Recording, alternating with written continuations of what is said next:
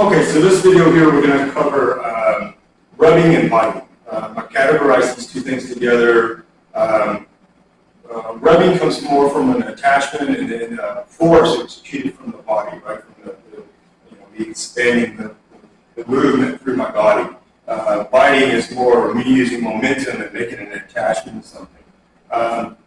Both of them, the end result would be to get the person to move, right? So we're going to kind of look at that today. Zach is here. He's from the Austin area, and he teaches some people there. He was kind enough to come here and help me do some filming over some of this content we're putting together for what we do under our seafood master law.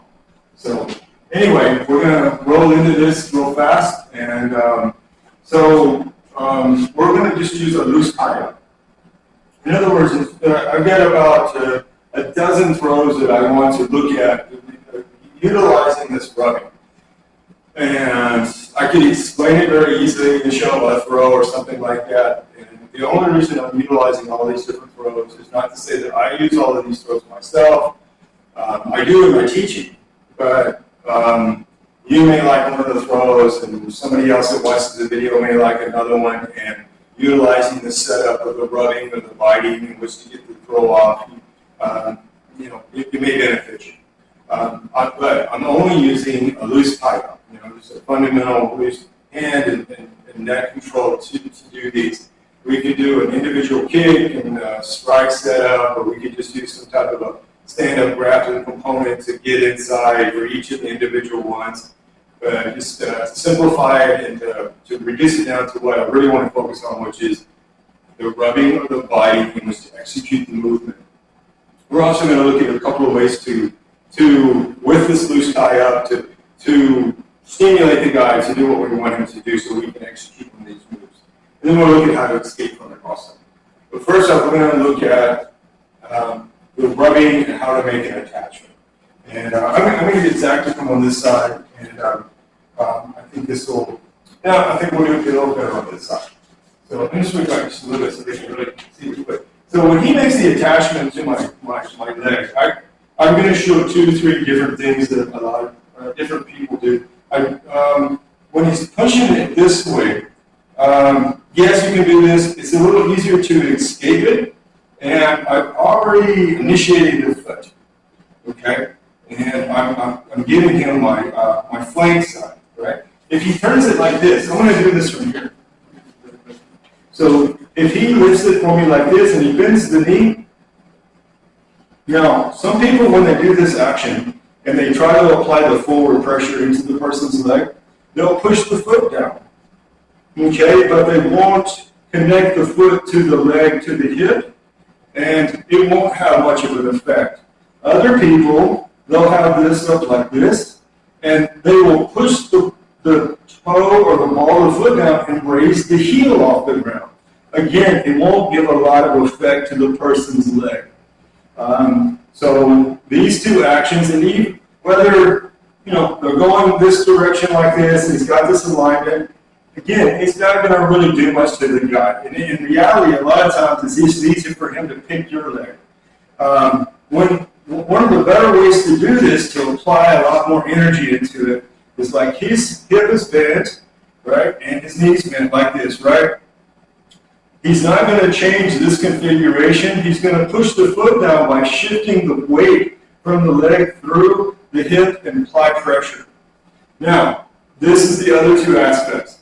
Utilizing the knee or not. I don't use the knee because then it takes away from the muscle aspect, right? So if he's like this, and the hip is bent, the knee is bent, this leg is loaded, as he extends it, he's not going to change this alignment. Now, if you look at it like this, right, this is bent. Now look, if he doesn't change any of this, but he puts the foot on the ground,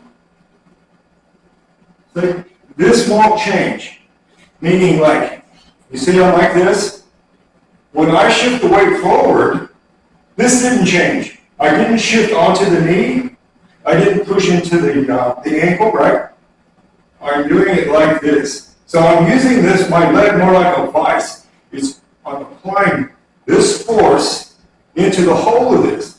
If I use the knee and I push into the knee, I'll take away some of this power that the muscles are creating, and I'm applying the force into the knee instead of into the place of contact. Does that make sense? So, like if I did it with Zach, like this, right? And he puts this foot forward, and I hook this, right? And look, if I push it down, right, but I apply force into the knee, my power is really here, right? I'm putting more effort here. But look, if I do it like this, and I don't change this configuration, but I push the foot flat. Now, if you see the other ways I was talking about, he just demonstrated them for you. But look, a lot of people do this. They push the foot down, and they wonder why it doesn't work. Maybe you're not putting any power into it. Other ones, like I said, they will do this, and then they think they're pushing with the foot and lift the heel up. We don't want to do that either.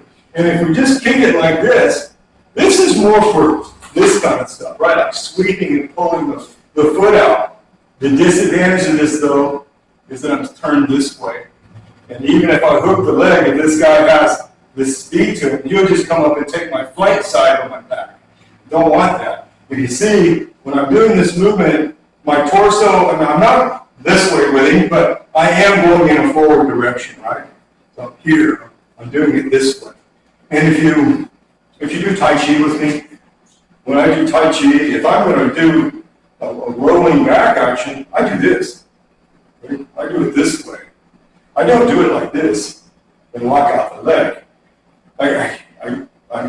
It's not practical for martial art application, but this is.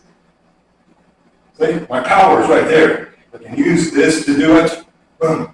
Look, I can even extend more. And again, it's the attachment point, not the knee, right? You'll see people do this. They do drive into the knee. This way, all my power, I'm forcing it into what I'm trying to attach to, not into the knee, and dissipate the power. The other aspect of this is biting. And I'm going to do this with Zach, and we don't have any pads on, so not a big deal. He's just getting kicked, and I am too. But when you kick the person, be sure that you're using the front of the shin, this bone here. Do not kick with this side. I want to kick him in the side. Don't use the front here. Don't use the side like this. Don't do this like this. If he turns his foot in, it's going to be very painful. You're going to catch it in here.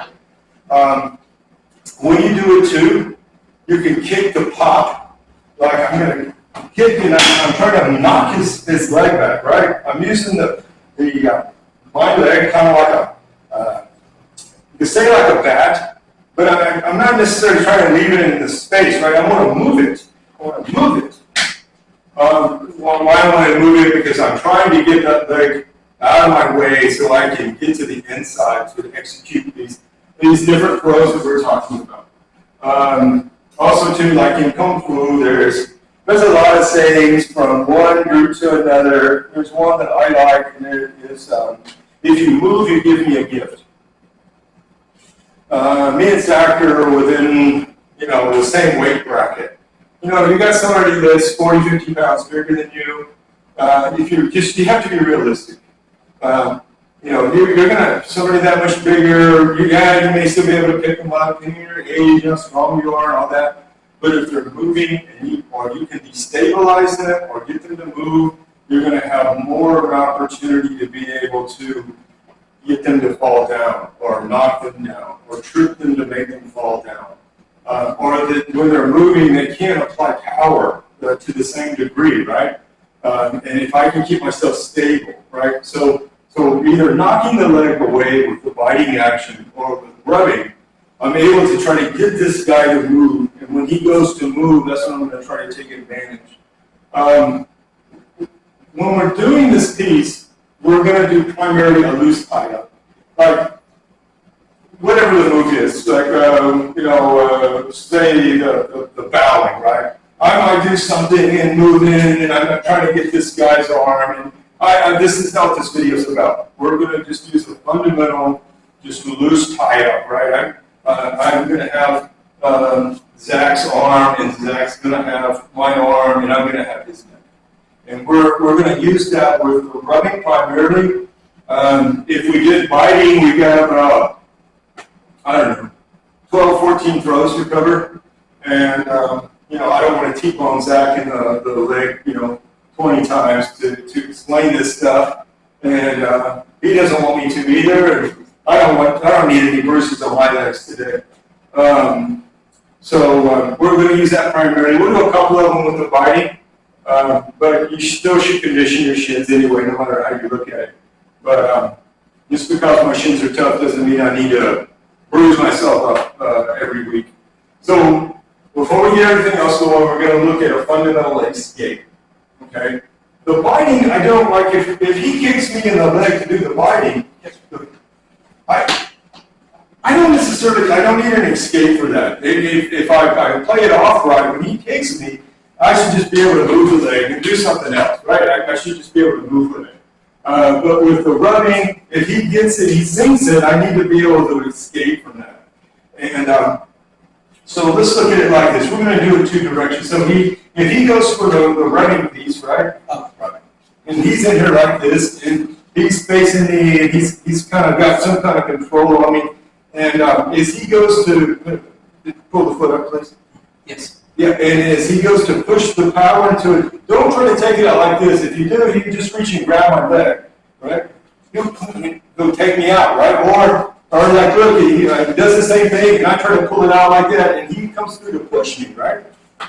He push me out of the way. Or I pull it out, and I make a big show of it. He can easily just take a shuffle step in and hook this leg and boom, trip me to the ground, right? And other things, right? So we're going to do this in a way where we're going to use the hip to pull the leg out.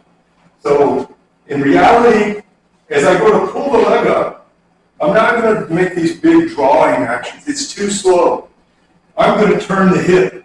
So as I pull it up, I'm going to snap the hip over to pull it out. There's some setups from this. You can do cracking from this move quite easily. Like I say, we're in here, and he goes to pull it out. I pull it out, and I can come through and crack and all of that kind of stuff. This video again is not over counters or combinations, just this fundamental setup.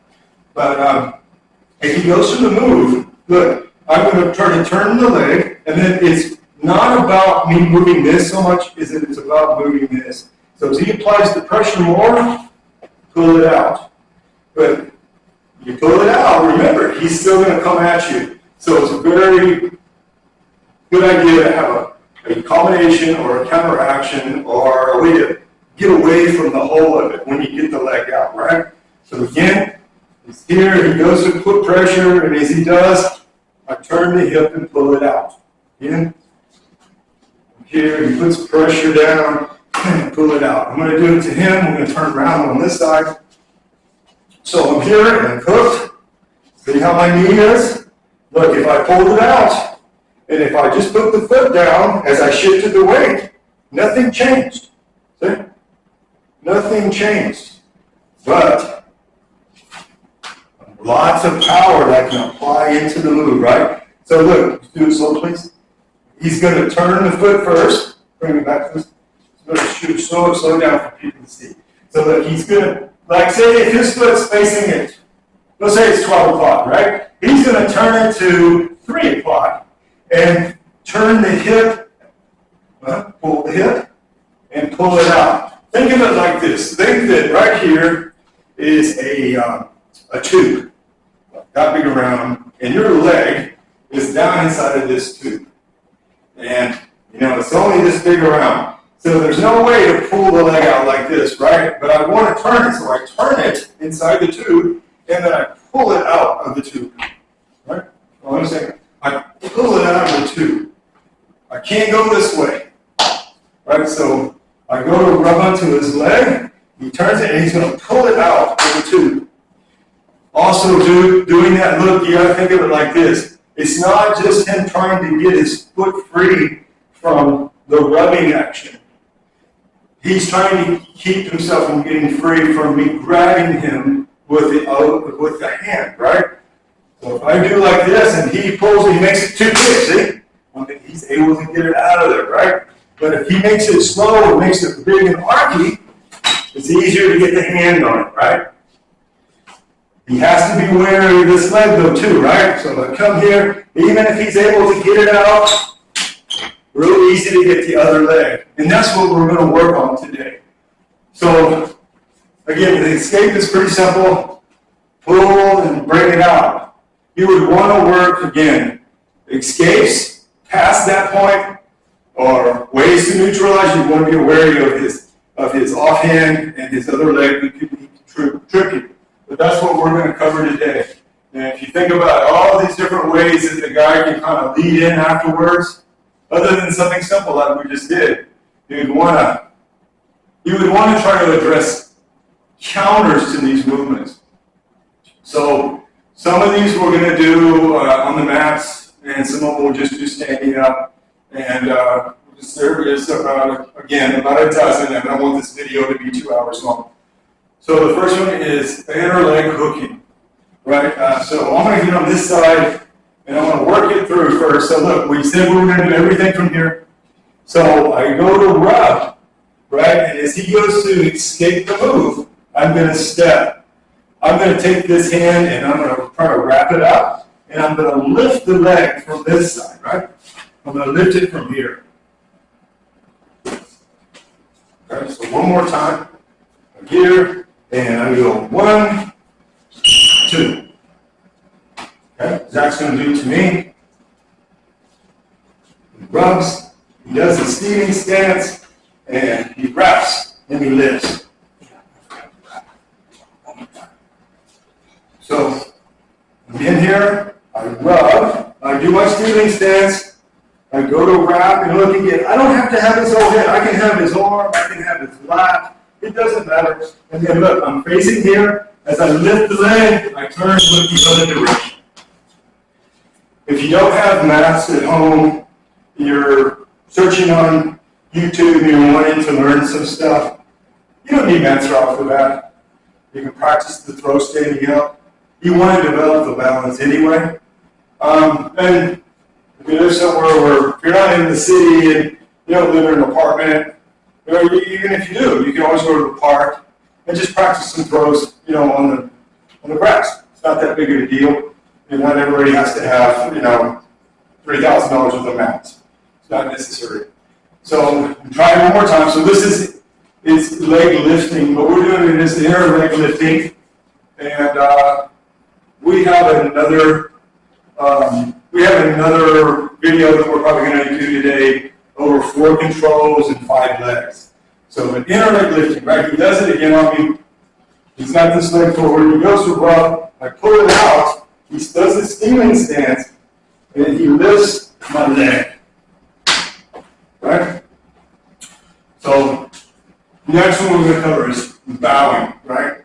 So bowing, the throw itself, there is inside bowing like this, right? And there is outside bowing like this.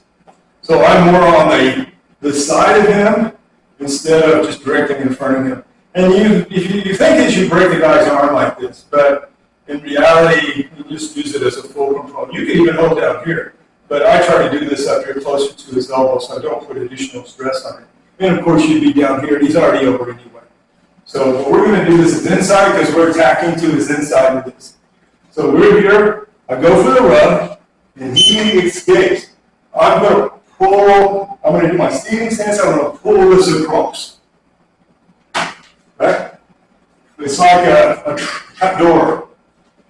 So look, here he comes. He doesn't move on me.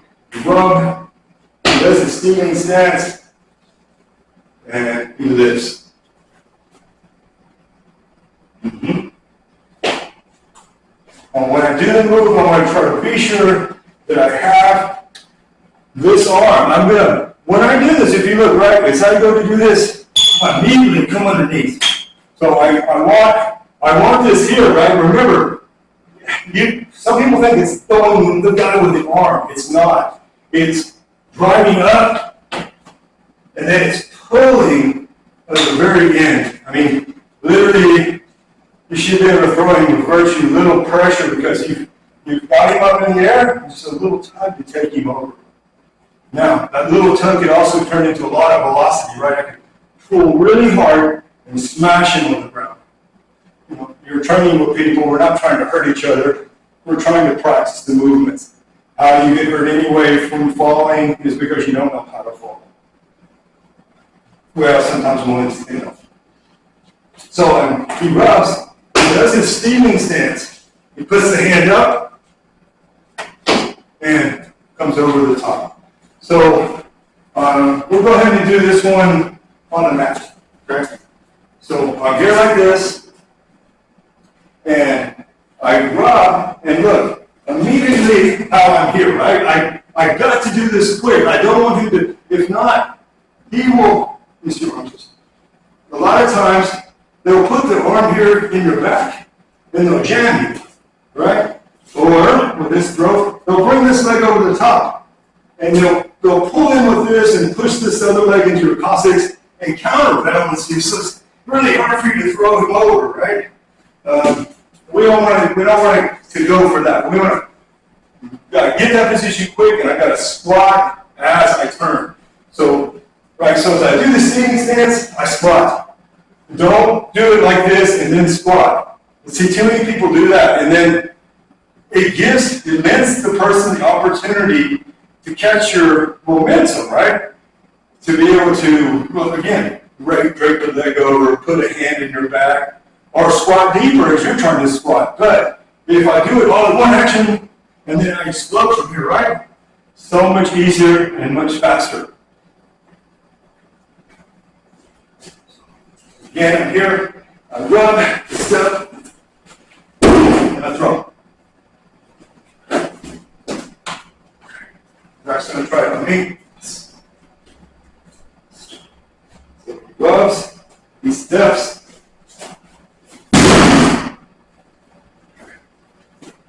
All right, so our next one is twist and spring.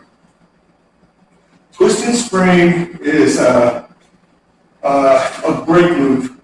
I do Tai Chi too, and to me, twist and spring is, if I use standing back as my setup for downward pulling or twist and spring, it's an excellent setup piece. And it works great against arcing punches.